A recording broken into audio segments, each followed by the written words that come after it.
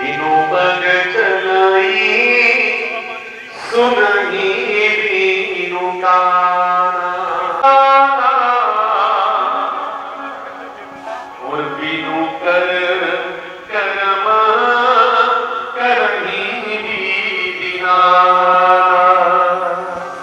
जो बिना हाथ की वो घट घट में व्यापक परमानंद जिसका हमने कल अनंत रूप में ध्यान किया था, वो परमात्मा जन्माद्य से चतुर्थी आदि तर्क चार जो थोड़ा सा मुस्कुरा दे तो हमारा सारे के सारे संसार का पालन हो जाता है। अगर उसकी थोड़ी सी भी महाराज कुकड़ी टेढ़ी हो गई ना, जिंदगी को देख रहे हैं ना, तो सारे का सारा नाशवान है, सारे का सारा समाप्त होने वाला है और हम इन्हीं की ममता में मरे जा रहे हैं। मेरा घर, मेरा पति, मेरी पत्नी, मेरे बच्चे, मेरा ये, मेरा वो, मेरा ये, यद्यपि संसार में कोई किसी का है नहीं, लेकिन किसके कारण? उसकी माया के कारण। जो नहीं है वो हमें अपने दिखाई देते हैं और जो अपना है वो हमें कहीं दिखाई नहीं देता। भगवान की माया क्या करती है? जो नहीं है उसको प्रकट कर देती है और जो है उसको छुपा देती है। हम सबको पता है कि राम नाम सत्य है, लेकिन राम किसको दिखाई देता है? देता है तो राम को जानना तो बहुत दूर की बात है। आज हमें इंसान में इंसान नजर नहीं आता। हम अगर वो भी कड़ी बात की है तो बंधु वास्तव में आज ऐसा समय आ गया हमें अपने ऊपर भी कोई भरोसा नहीं रहा। हम दूसरों की क्या करेंगे, हम अपनी गलती है ना, चिप्स का कुरकुरे का उसको उल्टा करके देखो तो उसकी वैलिडिटी लिखी होगी, एक्सपायरी डेट लिखी होगी। पढ़ते हो ना, जो भी कुछ लेते हो तो एक्सपायरी डेट पढ़ के लेते हो। 10 रुपए का कोई घड़ी में डालने वाला सेल भी है तो वो भी कितने देर तक हमारे हमें समय दिखा देता है। कोई भी वस्तु लेते हैं 10 रुपए की, 5 रुपए की, अगर 1 रुपए की होगी वो भी, अगर 1 करोड़ रुपया भी कोई हमें दे तो हम अपनी आंखें दान नहीं करेंगे? देंगे? बताओ। इसलिए जो व्यक्ति ये भगवान से ये कहते हैं ना कि महाराज आपने हमें गरीब बनाया, तो उनसे कहना कि भैया तुम्हारे पास भगवान ने बहुमूल्य नेत्र दिए हैं, करोड़ों रुपए के बिक जाएंगे, बेच करके महाराज अमीर हो जाओ। तो बताओ महाराज, कोई रिक्शा चलाने वाला हो या कोई कचरा उठाने वाला हो अपने नेत्र बेचेगा? हम कहें कि भैया भगवान ने हमें बड़ा गरीब बनाया तो महाराज अपनी किडनी बेच करके अमीर हो जाओ, कोई बेचेगा? बोलो वो बंधुओं, नहीं। हमें भगवान का धन्यवाद करना चाहिए क्योंकि भगवान ने हमें मनुष्य देह प्रदान की है। वो देह जो देवताओं को भी दुर्लभ है। बड़े भाग्य मानुष तन पावा, सुर दुर्लभ सद ग्रंथ न गावा। तेयो बारी मृधा यथा विनमयो यत्र त्रिसर्गो मृषा।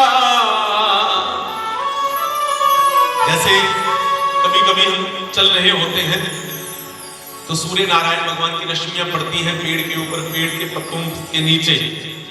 जब वो उसकी परछाई नीचे पड़ती है तो हमें ऐसा भ्रम होता है जैसे दूर हमारा सड़क के ऊपर जल बिखरा पड़ा हो। मैं दविंदरपाल अरोड़ा जी, साडे अरोड़ा महासभा ਵੱਲੋਂ जिन्हें प्रधान साडे रमेश अरोड़ा जी आ और साडे पंजाब प्रधान कमलजीत सेतिया जी, उन्होंने रहनुमाई दे विच अरोड़ा महासभा ਵੱਲੋਂ ये जिहड़ी भगवत कथा सचन शास्त्री जी द्वारा शिव मंदिर विच माउंट एवेन्यू विच करवाई जा रही है। पूरी अरोड़ा महासभा जिन्हें विच गुलशन अरोड़ा जी, रवि मनुचा जी और साडे प्रधान जी और किट्टू अरोड़ा जी और बहुत सारे मैंबर जिन्होंने वध चढ़ के इस कथा दे विच हिस्सा लिया है।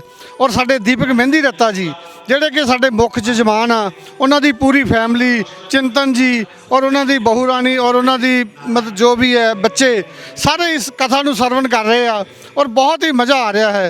ਜਿਹੜੇ सज्जन शास्त्री जी बहुत वधिया कथा कर रहे हैं और माउंट एवेन्यू ਦੇ ਵਿੱਚ माहौल पूरा इस तरह लगता है कि जिवें ਆਪਾਂ ਵਰਿੰਦਾਵਨ ਦੇ ਵਿੱਚ आ गए हैं।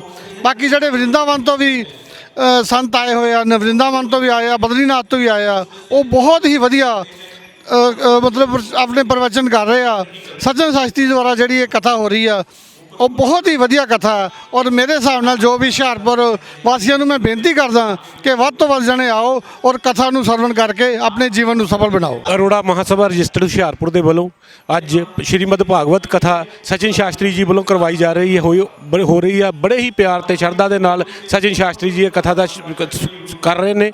ਸਾਡੀ ਸਾਰਿਆਂ ਨੂੰ ਬੇਨਤੀ ਆ ਕਿ ਸਾਰੇ ਆ ਕੇ ਮਾਊਂਟ ਐਵਨਿਊ ਵਾਸੀਆਂ ਨੂੰ ਔਰ ਹੁਸ਼ਿਆਰਪੁਰ ਸਾਰੇ ਵਾਸੀਆਂ ਨੂੰ ਸਾਡੀ ਅਪੀਲ ਆ, ਸਾਡੀ ਹੱਥ ਜੋੜ ਕੇ ਬੇਨਤੀ ਆ ਕਿ ਇਸ ਕਥਾ ਦੇ ਵਿੱਚ ਰੋਜ਼ ਆ ਕੇ ਸਾਡਾ ਇੱਥੇ ਕਥਾ ਨੂੰ ਸੁਣੋ ਅਤੇ ਕਥਾ ਨੂੰ ਸੁਣ ਕੇ ਆਪਣਾ ਜੀਵਨ ਸਫਲ ਬਣਾਓ। ਅਰੋੜਾ ਮਹਾਸਭਾ ਪ੍ਰਧਾਨ ਰਮੇਸ਼ ਅਰੋੜਾ ਜੀ ਮਾਊਂਟ ਐਵਨਿਊ ਦੇ ਸਾਰੇ ਨਿਵਾਸੀਆਂ ਦਾ ਬਹੁਤ ਬਹੁਤ ਧੰਨਵਾਦ ਕਰਦਾ ਜਿਨ੍ਹਾਂ ਨੇ ਪੂਰਾ ਸਾਡਾ ਸਹਿਯੋਗ ਦਿੱਤਾ, ਖਾਸ ਕਰਕੇ ਜਸਵਿੰਦਰ ਜੀ ਔਰ ਰਾਜੂ ਜੀ ਜਿਨ੍ਹਾਂ ਨੇ ਪੂਰਾ ਮਿਹਨਤ ਕਰਕੇ ਇੱਥੇ ਸਾਨੂੰ ਲਿਆਂਦਾ ਔਰ ਸਾਨੂੰ ਕਥਾ ਕਰਨ ਦਾ ਮੌਕਾ ਦਿੱਤਾ। ਔਰ ਮੈਂ ਪਰਮਾਤਮਾ ਅੱਗੇ ਇਹੀ ਦੁਆ ਕਰਾਂਗਾ ਕਿ ਹਰ ਸਾਲ ਅਸੀਂ ਇੱਦਾਂ ਹੀ ਮੌਕਾ ਦਿੰਦੇ ਰਹਿਣ, ਅਸੀਂ ਕਰਦੇ रहिए। राधे राधे जी।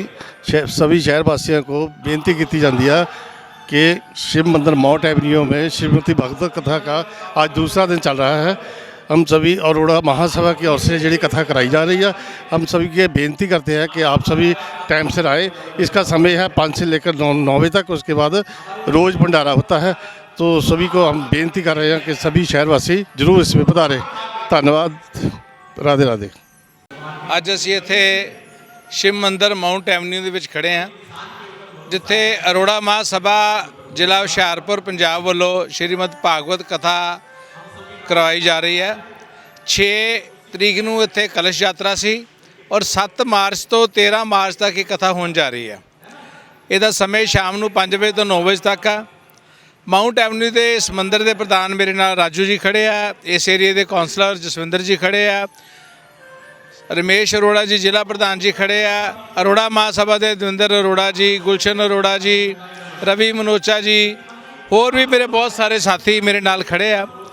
ਔਰ ਬਹੁਤ ਹੀ ਪ੍ਰਸਿੱਧ ਕਥਾਵਾਚਕ ਪੰਡਿਤ ਸਚਿਨ ਸ਼ਾਸਤਰੀ ਜੀ ਬਹੁਤ ਮਧੁਰ ਭਾਸ਼ਾ ਦੇ ਵਿੱਚ ਬਹੁਤ ਵਧੀਆ ਤਰੀਕੇ ਦੇ ਨਾਲ ਇਹ ਭਾਗਵਤ ਕਥਾ ਜਿਹੜੀ ਆ ਉਹ ਸੁਣਾ ਰਹੇ ਆ।